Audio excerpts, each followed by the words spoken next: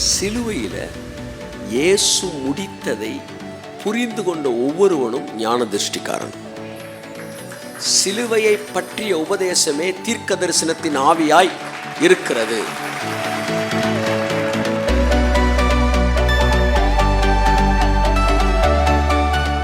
சிலுவையோடைய கரையத்தை நீ படிக்க படிக்க படிக்க நீ தீர்க்கதரிசியா மாறுற, ஞான திருஷ்டிக்காரனா மாறுற. அந்த கண்ணு பிரைட் ஆகுது.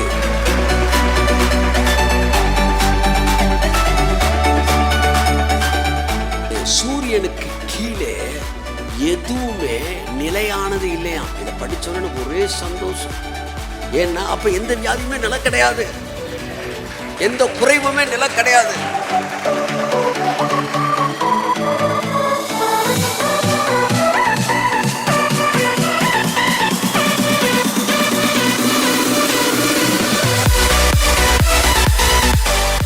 ஒரே சீனு, ஒரே லொகேஷனு. ஒருத்தன் சந்தோஷமா இருக்கிறான், ஒருத்தன் பயத்தில் இருக்கிறான். எப்படி? ஏன்னா ஒருத்தன் கண்ணு திறந்தவன், ஒருத்தன் கண்ணு திறக்காதவன்.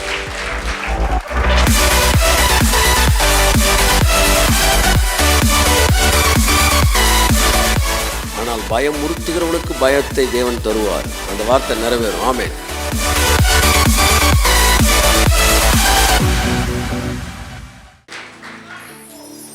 வெளியேறப்பட்டதெல்லாம் அவளை சீக்கிரம் வெளியே எடுக்க மாட்டோம். ஆமாம், டாய்லெட் இருக்கிற போனியை எப்போ வேணாலும் விளக்கமாறு இருக்குல்ல, வாசக்கூட்ட விளக்கமாறு டெய்லி வெளியே எடுப்பீங்க. ஆனால் ஒரு 25 சவரன் நகை வச்சுருக்கீங்களா, அது டெய்லி எடுக்க மாட்டீங்க. அது தேவையானப்போ தான் வெளியே எடுப்பீங்க. அப்படித்தான் டக்கு டக்குன்னெலாம் உங்களுக்கு மரணம்ன்றலாம் அவ்வளோ சீக்கிரத்தில் வெளியே எடுக்க மாட்டார் தேவன். அவர் பாப்பா அதெல்லாம் 200 வருஷத்துக்கு ஒரு 150 வருஷத்துக்கு ஒரு தான் அதை யோசிக்கணும், வெளியே எடுக்கணும். அவங்க சொல்லுவா, இல்லை சார் ஒன்றும் கொஞ்சம் உள்ளதா ஒன்றும் அந்த அப்புறமேட்டு பார்த்து இப்போ எடுக்க. நீ அவ்வளோ முக்கியமான ஆள், புரிஞ்சுக்காங்க. உங்களை உரசினா அது சிக்கல். அதே நான் சொல்கிறேன் நான். ஸோ இதெல்லாம் எதுக்குன்னா, you must know who you are. கண்ணு திறக்கணும். நீங்கள் யாருன்னு கண்டுபிடிங்க. அதுக்கு தான் சொல்ல வரேன். ஸோ பவுல், பேதுரு இவங்க எல்லாருமே இப்படி இருந்திருக்கிறாங்க. ஆனால் அவங்களோட பவர் மட்டும் குறையலை.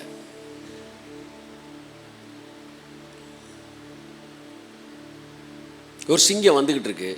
டவக்குன்னு கால் வலிக்கு பக்கத்தில் இருக்க ஒரு சேத்துல என்ன செஞ்சிருச்சு, விழுந்துருச்சு. அங்கே 2 பன்னி இருக்குது. வா வந்துட்டேன் விழுந்துட்டில்ல, இனிமேல் நம்ம எல்லாருமே ஒன்று சொல்ல முடியுமா? ஏய் நீ வேற நான் வேற இல்லை, எல்லாம் ஒரே இடத்துல இருக்கோம். ஆனால் நீ வேற நான் வேற.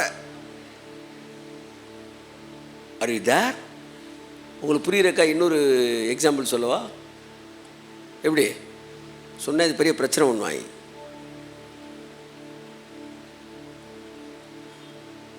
ஸோ வலிக்கு அவன் சகதியில் விழுந்தாலும் விழுந்து எந்திரிச்ச உடனே சிங்கமியான்னு கத்துமா.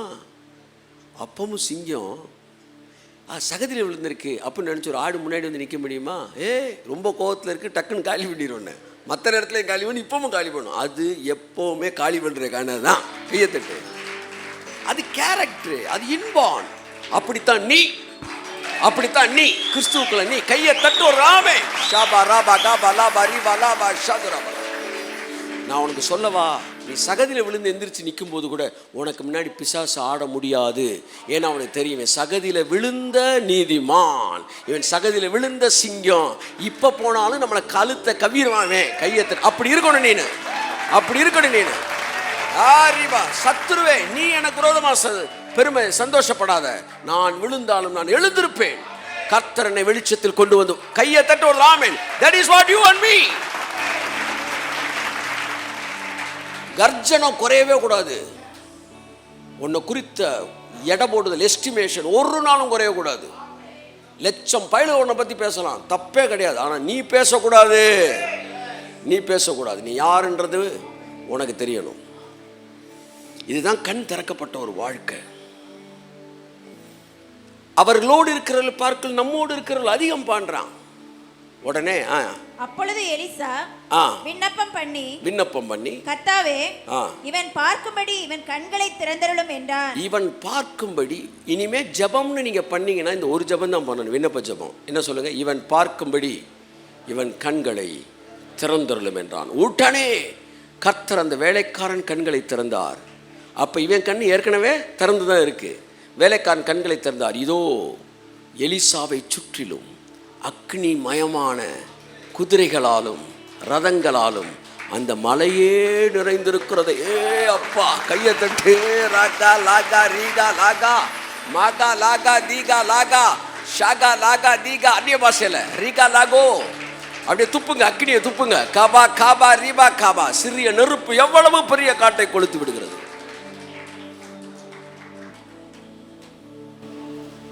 நிறைய செய்திகளை மிஷினரிஸ்ட்ட, நிறையா ஊழியக்காரர்கள்ட்ட, அப்போஸ்டல்ஸ்ட்ட கேட்டிருக்கிறேன். அடிக்கிறதுக்கு வருவாங்க 4-5 அடி 6 அடிக்கு பெரிய பெரிய ஆட்கள். நைட்டு வந்துட்டு நைட்டே ஓடி இருக்கிறாங்க. அடுத்த நாள் கேட்பாங்களாம், சார் நேற்று நாங்கள் வரும்போது உங்கள் பின்னாடி ஒருத்தர் 8 அடிக்கு ஒருத்தர் நின்றுட்டு இருந்தானே சார், எங்கேருந்து சார் உனக்கு பிடிச்சிங்க? ஒரு பெரிய ஸ்மோடோடு ஒருத்தர் நின்றுட்டு இருந்தான், 8 feet சார்னா. 8 அடிக்கு நிற்கிறான், நாங்கள் பார்த்துட்டு அப்படியே வந்துட்டோம். எத்தனையோ பேர் உங்களுக்கு தெரியல, உங்களுக்கு பின்னாடி அம்புட்டு ஒரு 8 அடி 10 அடிக்கு நின்றுட்டு இருக்கிறாங்க. ஒரே போட்டு ஓடிடு. என் ஒய்ஃப் ஒரு தடவை விஷயம் பார்த்தா, அதில் இந்த பிசாசை துரத்துறப்போ ஒரு தூது என்ன செஞ்சான்னா, அந்த பிசாசு இயேசு நாமத்தில், தேவனுடைய மனுஷன் இயேசு கிறிஸ்து நாமத்தில் சொல்லி வெளியேறுன்னு நான் சொல்லும்போது, அது சட்டுன்னு இந்த வவ்வால் இருக்குது பார்த்தீங்களா, அது ரெக்கையெல்லாம் கிழிஞ்சு அது ஓடுற மாதிரி. இல்லாட்டி சில நேரம் கோழி இருக்குது பார்த்தீங்களா, கோழியை தண்ணிக்குள்ளே முக்கி விட்டு அப்படி போகும், கீ அப்போ அந்த மாதிரி கிழிஞ்சு இப்படி போதான். அப்போ தூதன் விழுந்துட்டு ஆண் பயந்து போய் விழுந்துருச்சு. டம்முன்னு விழுந்து அப்படியே இந்த கரண்ட்டில் அடிபட்டவன் துடிப்பான் பார்த்தீங்களா, அப்படியே துடிச்சப்பறம் அப்படியே பார்க்குறப்போ ஒரு தூது என்ன செய்கிறானா, அவன் நிற்கிறானா வந்து ஒரு 10 அடிக்கு 12 அடிக்கு ஒரு சோடை உருவி அந்த கத்தியோட நுனி இருக்குல்ல, அந்த நுனி அவன் முன்னாடி வச்சுட்டு ஓடிடு, போட போகிற போட.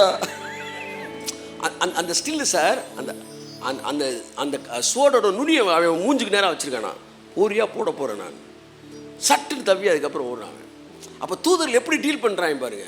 நீங்கள் பார்க்குற ரவுடியெல்லாம் விட மோசமானவங்க. கையை தட்டுங்க, எடுத்து மூக்குக்கு நேரம் வச்சுருவாங்க கத்தியை, போறியா சொருகவா ஓடிடு, ஒரே சொருகிடுவேன் ஓட்டிடுவேன்றாய். பாருங்க சார், நல்லா வந்து ரவுடியை மட்டும் ரவுடியை பார்க்குறதுனால தான் அவன் பயந்துக்கிட்டே இருக்கிற. நீ அதை விட பெரிய பெரிய ரவுடியில் நமக்கு பின்னாடி நின்றுட்டு இருக்கிறாங்க. போறியா போடவா,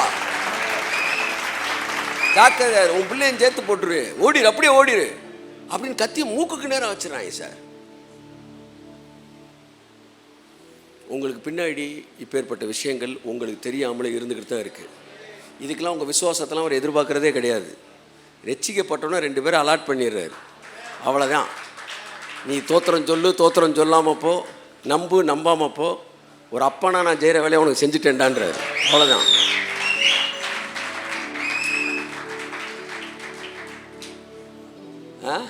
சொத்து நீங்கள் சேர்த்து வச்சிடுறீங்க, வீடை நீங்கள் விரும்புகிற இடத்துல கட்டிடுறீங்க. உங்கள் பிள்ளை அந்த வீட்டில் வாழ்வானான்னு உங்களுக்கு தெரியுமா? அவன் மெட்ராஸ் போகிறான், பெங்களூர் போகிறேன்னா, அவன் எங்கே வேணாலும் போனாலும் சார், நம்ம ஒரு அப்பா வந்து திருநெல்வேலியில் ஒரு வீடை கட்டிடுறேன் சார், கட்டுறீங்களே நீங்கள்.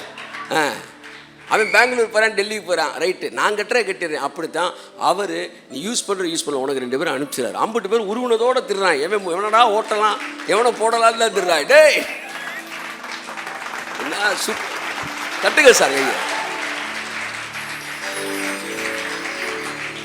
பெரிய பெரிய பணக்காரங்களாம் பிள்ளையை கட்டி கொடுக்கும்போது நான் சொல்லியிருக்கேன்ல, நம்ம ஊரில் வந்து மிக்சி கிரைண்டரு இந்த இதெல்லாம் சேர்த்து தான் கல்யாணம் கட்டிக்கணும் கொடுக்குறீங்க. ஆனால் அந்த காலத்தில் இந்த வேலை எல்லாத்தையும் செய்கிறதுக்கு 2 வேலைக்காரியை கூட கொடுத்துருவாங்க. அது மிக்சியாக வேலை பார்க்கும், கிரைண்டராக வேலை பார்த்துக்கிறோம், எல்லா வேலையும். அப்படித்தான் 2 பேரை வந்து யாருக்கு, ராகேலுக்கும் லேயாளுக்கும் அவங்க அப்பா என்ன செய்கிறாரு, 2 வேலைக்காரி அனுப்புகிறார். எதுக்கு வேலைக்காரி? பணக்காரங்க கூட ஒரு வேலைக்காரி அனுப்புவாங்க. என் பிள்ளை வேலை பார்க்கக்கூடாது, அதனால் என் பிள்ளைக்கு வேலை பார்க்குறதுக்கு ஒரு வேலைக்காரி போகிற இடத்துல எல்லா வேலையும் பார்க்கக்கூடிய இருக்கும். கர்த்தர் சொன்னார், யாக்கோபு அவன் லெவலுக்கு ஒரு வேலைக்காரி அனுப்புனா, நான் என் லெவலுக்கு 2 பேர் வேலைக்காரன் அனுப்ப மாட்டேன். நான் அது 1 அனுப்புனா, நான் 2 அனுப்பியிருக்கிறேன். 2 எல்லாம் ஃபுல்லாக 10 அடி 15 அடி ஹைட்டில் இருக்கிறாங்க. ஒரு தலைமுடி ஒன்றும் கீழே விழாது என்று சொன்னார்.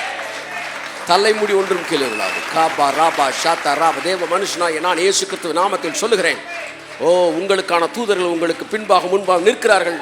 உங்களுக்கு விரோதமாக உருவாக்கக்கூடிய எந்த ஆயுதம் வாய்க்காது போகும்.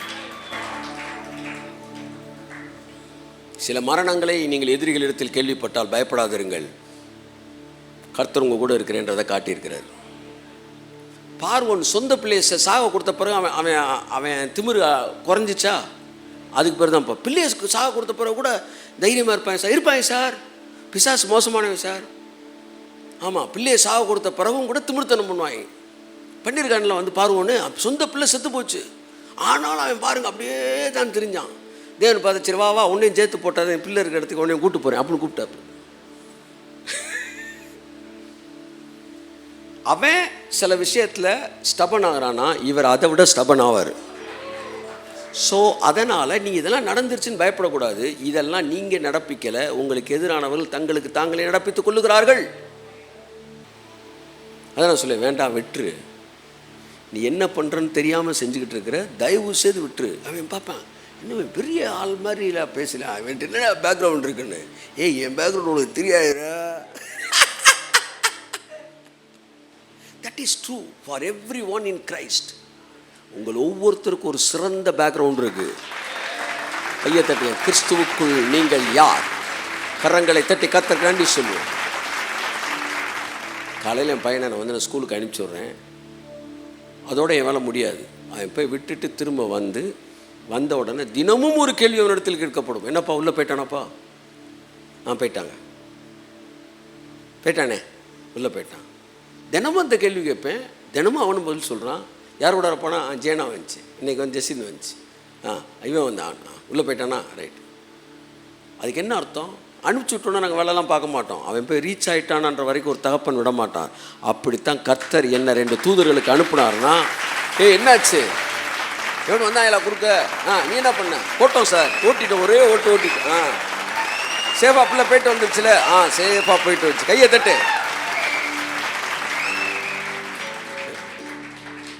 யாருக்கிட்ட விலையை காட்டிக்கிட்டு இருக்க? அம்புட்டு உருவின பட்டயத்தோடு இருக்காய். பட்டயம் பிரச்சனை எப்போ தானே சார் உருவணும்? இவன் உருவிட்டே திரியிறான், எவனடா போடலான்னு. உருவின பட்டயத்தோடு ஒரு தூதன் நிற்கிற கண்டான்னா அவன் வந்து கொலவெறியோடு திரியிறான்னு அர்த்தம். கையை தட்டு வருதுற.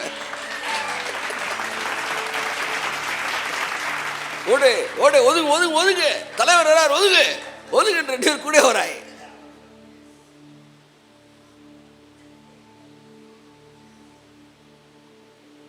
இந்த பெரிய ரவுடிகள்லாம் விசாரிச்சுட்டு அடிக்க மாட்டாங்க, அடிச்சுட்டு தான் விசாரிப்பாங்க. போலீஸ் அடிச்சு இவன் உங்கள் கூட இருக்கவங்களாம் அப்படி தான். தூதர்கள்லாம் எடுத்து போனோன்னு ஒரு ஓட்டு ஓட்டிடுவாங்க. சரட்டு ஓட்டிட்டு, யார் நீ தான், நீ இல்லையா, ஒதுங்க, அப்புறம் வழியிலே வர.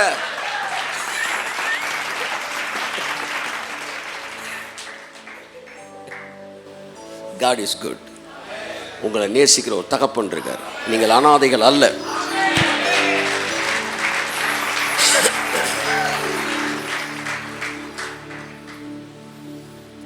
சொல்கிறான், இவ்வளோ பேர் வந்திருக்கிறாங்க, நம்மோடு இருக்கிறவர்கள் அதிகம் சொன்னப்போ தான் இவன் கண்ணு திறக்குது. பார்த்துட்டு, தலைவா என்ன சார் இவ்வளோ பெரிய ஆளான்றான்.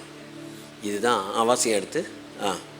அவர்கள் அவனிடத்தில் வருகையில் எலிசா கர்த்தரை நோக்கி விண்ணப்பம் பண்ணி, இந்த ஜனங்களுக்கு கண்மயக்கம் உண்டாகும்படி செய்யும் என்றான்.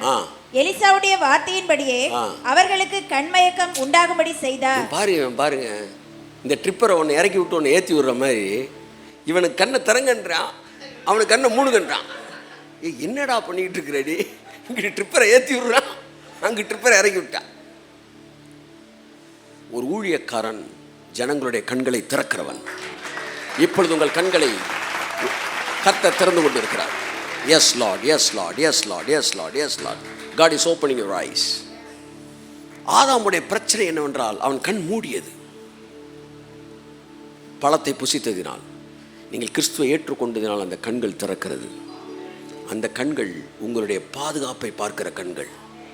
அந்த கண்கள் உங்கள் சத்துருக்களுடைய ஆபத்தை பார்க்கிற கண்கள். அந்த கண்கள் உங்களுடைய ஆசீர்வாதங்களையும் உங்களுடைய ஆரோக்கியத்தையும் உங்களுக்கான கேரண்டியையும் பார்க்கிற கண்கள். அதுதான் இனிமே நீங்கள் அதான் சொல்கிறேன், கன்சோலிங் மெசேஜ்ன்றது பிரச்சனைக்கே ஜெபிக்கிறது. ஆனால் ப்ரொஃபட்டிக் மெசேஜ்ன்றது பிரச்சனைக்குரியவனையே காலி பண்ணி பிரச்சனை இல்லாத இடத்துக்கு உங்களை கொண்டு வருவது, நீங்கள் இருக்கிறீர்கள் என்பதை காட்டுவது. எங்கேயாச்சும் பவுல் வந்து இவங்களுடைய வயிற்று வலிக்கு ஜெபிக்கிறேன், அவங்களுடைய நெஞ்சு வலிக்கு ஜெபிக்கிறேன், இவங்களுடைய அப்படி பண்ணியிருக்கிறானா பாருங்கள். அவன் ஜெபிச்சிருக்கானா? ஜெபக்குறிப்பை அவன்கிட்ட கொடுத்துருக்கிறாங்களா? அவன் வேலை பிரச்சனைக்கு ஜெபிப்பதில்லை, பிரச்சனைக்குரியவர்களை காலி பண்ணுவதான் அவன் வேலை. போகிற இடத்தெல்லாம் பிரச்சனைக்குரிய ஆளை காலி பண்ணி ஜனங்களை ஒட்டுமொத்தமான விடுதலைக்குள் நடத்த வேண்டும். சபையானது, சபை தலைவர்கள் சபையை நிரந்தர விடுதலைக்குள் நடத்துவார்களாக. போதும் ஆண்டவரே, இந்த பிரச்சனைகளோட போராடி போராடி போராடி ஜெபிச்சு ஜெயிச்சது இல்லை. இது ஒரு இல்லீகல் வார் நடந்துக்கிட்டு இருக்கு. இதில் ஜெயிச்சுட்டு நம்ம ஜெயிச்சிட்டோன்னு சொல்லிட்டு இருக்கிறீங்க.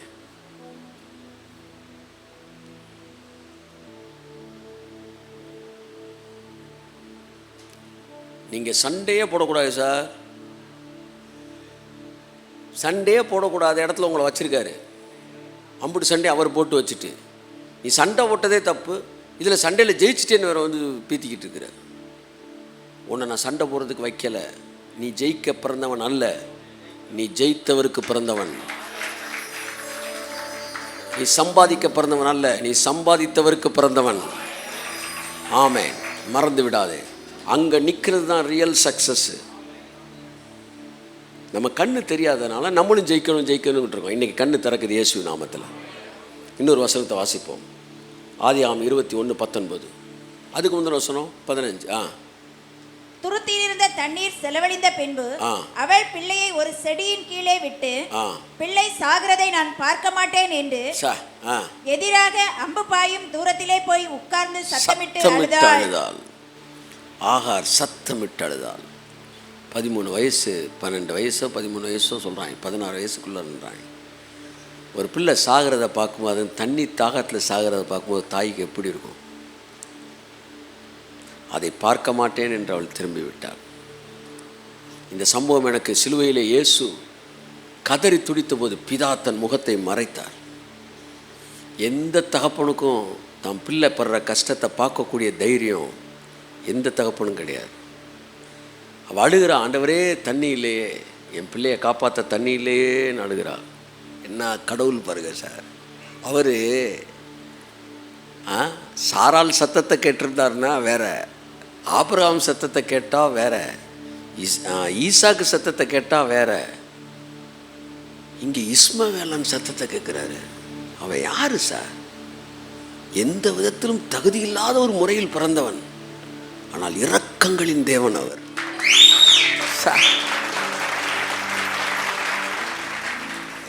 எப்பேற்பட்ட கர்த்தர் பாருங்களேன். அவன் வந்து அழுகிறான். பிள்ளையின் சத்தத்தை வாசிங்க.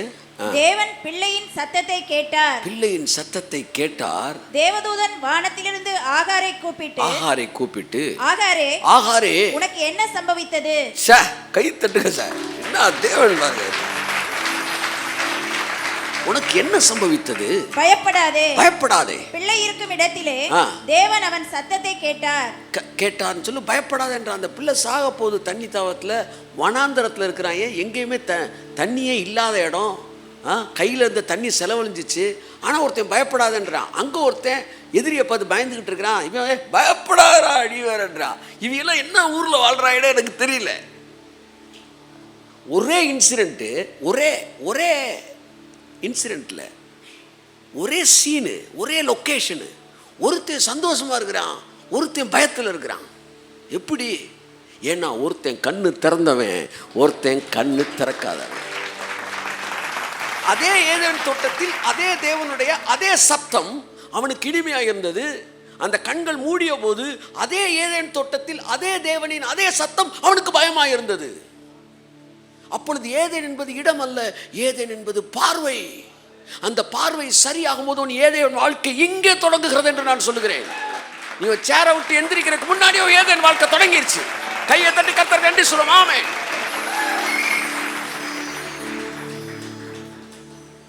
பயப்படாதே. நீ எழுந்து பிள்ளையை எடுத்து அவனை உன் கையினால் பிடித்து கொண்டு போ, அவனை பெரிய ஜாதியாக்குவேன் என்றார். தேவன் அவளுடைய கண்களை திறந்தார். தேவன் ஊற்றை திறக்கவில்லை, தேவன் கண்களை திறந்தார். அப்படின்னா என்ன அர்த்தம்? வாசிங்க. ஊத்து எங்கே தான் இருக்கு? அங்கே தான் இருக்கு. எல்லாம் சொல்லுங்க. என் ஊற்று ஏற்கனவே திறந்து தான் இருக்கு. என் ஆரோக்கியம் ஏற்கனவே திறந்து தான் இருக்கு. என் ஆரோக்கிய ஊற்று திறந்து தான் இருக்கு. கையை தட்டி ஆலா பாக்கா ராக்கா எஸ் எஸ் பெற்றுக்கொள் பெற்றுக்கொள் பெற்றுக்கொள் பெற்றுக்கொள் பெற்றுக்கொள் பெற்றுக்கொள் பெற்றுக்கொள் yes yes yes yes yes yes yes yes yes yes yes yes Lord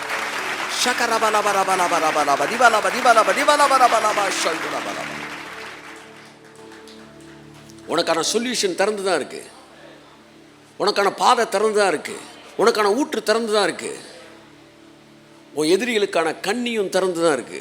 கால் வைப்பானான்னு பார்த்துக்கிட்டே இருக்கிறாரு. எல்லாம் திறந்தா இருக்கு, உனக்கு ஆசீர்வாதம் திறந்தா இருக்கு. இப்போ திறக்க வேண்டியது, அப்போ ஆசீர்வாத ஊற்று, ஒரு ஊற்று பக்கத்தில் இருக்கு. அப்பொழுது அவள் ஒரு தண்ணீர் துறவை கண்டு அப்போ அது வரைக்கும் அவளால் பார்க்க முடியல. அப்போ ஊற்று திறந்திருக்கும் போதே அழுக முடியுமா? அழுக முடியும். அவள் அழுதுருக்கிறா, ஏன்னா கண்ணு திறக்கலை. அப்படித்தான் எல்லாம் முடிச்ச பிறகு அழுக முடியுமா? அழுதுகிட்டு இருக்கீங்களே, ஏன்? கண்ணு திறக்கலை. சிலுவையில் எல்லாம் முடிச்சிட்டாரா? எல்லாம் முடிச்சிட்டாரு. அப்புறம் ஜனங்கள் அழுகுறாங்க, கண்ணு திறக்கலை, கண்ணு திறக்கலை, கண்ணு திறக்கலை. இன்னைக்கு கண்ணு திறக்கட்டும், இன்னையிலேருந்து கண்ணு திறக்கட்டும், திறந்துக்கிட்டே இருக்கட்டும். இன்னும் பிரைட் ஆகட்டும், இன்னும் பிரைட் ஆகட்டும், இன்னும் பிரைட் ஆகட்டும், இன்னும் பிரைட் ஆகட்டும். இனிமே நீங்க ஜெபிக்கிற ஜெபம்னு ஒன்று இருந்துச்சுன்னா அந்த கழுதையை சுகமாக்கும், இந்த கழுதையை சுகமாக்கும். சரி, ஏதோ இலவச இணைப்பா அதை ஜெபிச்சுக்காங்க. ஆனால் ஒன்று தெரிஞ்சுக்காங்க, இனி நீ ஜெபிக்கிற ஜெபம் ஒன்று இருக்கும் என்றால், எங்களுக்கு பிரகாசமான மனக்கண்களை தாரும் ஆண்டவரே. ஏன்னா எல்லாம் முடிச்சிருக்கும் போது திரும்ப திரும்ப நம்ம அதை கேட்டுக்கிட்டு இருக்கிறோம். ஏதோ கொஞ்சம் காலம் கேட்டோம், பரவாயில்ல. இப்போ அதை தெரிந்து வைத்திருக்க வேண்டும், முடிந்திருக்கிறது என்பதை அறிந்திருக்க வேண்டும். தெரியலையே, அப்போ கண்கள் பிரகாசம் அடைய வேண்டும் என்று ஜெபம் பண்ணு. கண்ணு திறக்கணும்னு ஜெபம் பண்ணு. வாசிங்க. அப்போ கண்ணு திறந்த உடனே ஊற்றை பார்க்குறா. அப்போ ஊற்று கண்ணு திறக்கிறதுக்கு முன்னாடியே இருந்துச்சு. இப்போ நான் கேள்வி, ஊற்றை திறந்தாரா? சொல்லுங்க. கண்ணை தான் திறந்தார். அப்போ ஊற்று எப்போ திறக்கப்பட்டிருந்துச்சு? ஏற்கனவே திறக்கப்பட்டிருந்துச்சு. கண்ணு திறந்தோன்னா பார்த்து தண்ணி எடுத்து குடிச்சிட்டான். எபேசியர் 1:19. தாம் கிறிஸ்துவை மரித்தோரிலிருந்து எழுப்பி, பவுல் பண்ணின ஜெபம், தான் கிறிஸ்துவை மரித்தோரிலிருந்து எழுப்பி அவரிடத்தில் நடப்பித்த தமது பலத்த சத்துவத்தின் வல்லமைப்படியே விசுவாசிக்கிறவர்களாகிய நம்மிடத்தில் காண்பிக்கும் தம்முடைய வல்லமையின் மகா மேன்மையான மகத்துவம் இன்னதென்றும் நீங்கள் அறியும்படிக்கு அவர் உங்களுக்கு பிரகாசமுள்ள மனக்கண்களை கொடுக்க வேண்டும் என்றும் வேண்டிக் கொள்கிறேன். பவுல் ஒரே ஒரு ஜெபம் பண்ணா, அதை சுகமாக்குங்க, இதை சுகமாக்கல. ஒரே ஜெபம், பிரகாசமான மனக்கண்களை இவர்களுக்கு தார். நீ இதையெல்லாம் முடிச்சிருக்க. அப்போ கண்கள் திறக்கப்படுவது ஒரு ஸ்டேஜ், திறந்த கண்ணு பிரைட் ஆகிட்டே போகிறது இன்னொரு ஸ்டேஜ். இதுதான் பவுலின் ஜெபம். இருக்கீங்களா? இந்த ஜெபம் பண்ண ஆரம்பிச்சிட்டா எல்லா ஜெபமும் ஸ்டாப் ஆயிரும். கையத்தட்டு. கெனத் இ ஹேகின் என்கிற தேவ மனுஷன் இந்த வசனத்தின் மீது கைகளை வைத்து 14 வருஷம் ஜெபித்தாராம். என் சபை ஜனங்களுக்கு பிரகாசமான மனக்கண்களை தார். நீங்கள் முடித்ததை புரிஞ்சுக்கிறதுக்கு பிரகாசமான மனக்கண்களை தார். அதனால தான் பிலீவர்ஸ் அத்தாரிட்டியிட இன்றைக்கி பேசுகிறாங்க, 50 வருஷத்துக்கு முன்னாடி பேசியிருந்தான். இன்றைக்கி அட்வான்ஸான விஷயத்தை 50 வருஷத்துக்கு முன்னாடி ஒருத்தன் பேசினான்னா அந்த ஆளோட பிரைட்டு எப்படி இருந்திருக்கணும்? நான் சொல்லவா, உங்கள் கண்ணு பிரகாசமாச்சுன்னா, இல்லாட்டி இந்த ஜபத்தை நீங்கள் பண்ண ஆரம்பிச்சிட்டிங்கன்னா, உங்கள் கண்ணு பிரகாசமடைய ஆரம்பிச்சிருச்சுன்னா, கிறிஸ்தவ உலகம் 50 வருஷம் கழிச்சு ஒன்று அனுபவிக்கும்ல, அதை நீங்கள் இன்றைக்கி அனுபவிப்பீங்க. சத்தம் கேட்கணும். நல்லா நல்லா எல்லா பிசாசு வெளியே நல்லா தட்டு தட்டு தட்டு. நல்லா கட்டுகள் அறுக்கப்படும், கட்டுகள் முடிக்கப்படும். தட்டு தட்டு. விசுவாசம். எஸ், 50 வருஷம் கழிச்சு கிறிஸ்தவ உலகம் அனுபவிக்கிறத நீ நான் இன்றைக்கு நாம் அனுபவிக்க வேண்டும் என்றால் பிரகாசமான மனக்கண்களுக்காக ஜெபிக்கிறேன். கிறிஸ்துவ வாழ்க்கை என்பது, நான் முடிக்கிறேன், இங்கேருந்து தான் தொடங்கணும், ஆனால் இங்கே தான் நான் முடிக்கிறேன். இங்கேருந்து தொடங்கி ரிவர்ஸில் நான் பேசியிருக்கணும், ஆனால் இதை பேசிட்டு நான் முடிக்கிறேன். கிறிஸ்துவுக்குள்ள நீ யார்? கிறிஸ்தவ வாழ்க்கை என்பது பிசாசை ஜெயிப்பதற்காக வாழுகிற வாழ்க்கை அல்ல. உன் வாழ்நாளெல்லாம் பிசாசுன்ற ஒரு சப்ஜெக்ட் கூட டீல் பண்ணுறது கிடையாது உன் வாழ்க்கை. பக்கத்தில் பார்த்து சொல்லுங்கள், உள்ளே ஏறிச்சான்னு எனக்கு தெரில. உன் வாழ்க்கையெல்லாம் பிசாசை ஜெயிக்கிறதுக்கே தார வாத்துட்டியா? எழுதி கொடுத்துட்டியா? அந்த பைய கூட சண்டை போடுறதுக்கு. இதில் வேறு ஜெயிச்சேன்னு வேறு பீத்திக்கிற. உன் வாழ்க்கை ஜெயிக்கிற வாழ்க்கை கிடையாது. உன் வாழ்க்கை எங்கே தொடங்குது தெரியுமா? எல்லாருடைய வாழ்க்கையிலும் ஜெயத்தில் முடியும். ஆனால் உங்கள் வாழ்க்கை ஜெயத்தில் தான் தொடங்குது.